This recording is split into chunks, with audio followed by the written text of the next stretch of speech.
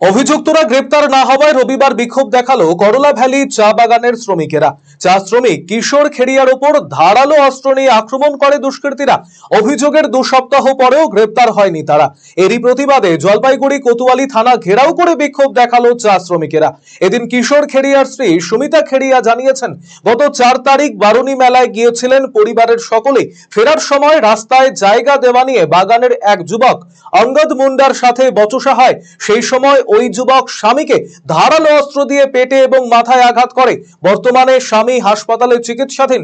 ওই ঘটনার পরে থানায় লিখিত দেওয়া হলেও পুলিশ ব্যবস্থা নেয়নি বলে অভিযোগ সুমিতা খেড়িয়ার।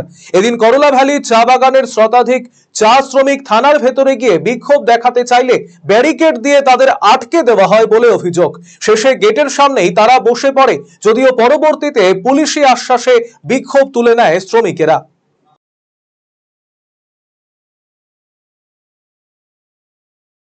हमने 3 तारीख को 4 तारीख को केस किया था, अभी तक पुलिस नहीं गया है। एक बार गया था।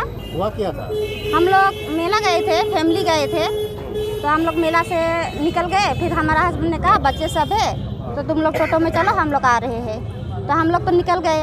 फिर वो मेरा हस्बैंड और उसका दोस्त दोनों पैदल आ रहे थे, तो लड़का लोग पीछे से आ रहे थे। तो 4-5 लड़के थे, तो उन लोगों ने, हमारा हस्बैंड ने कहा कि थोड़ा जगह दो, इतना क्यों रास्ता पूरा ब्लॉक करके चल रहे हो।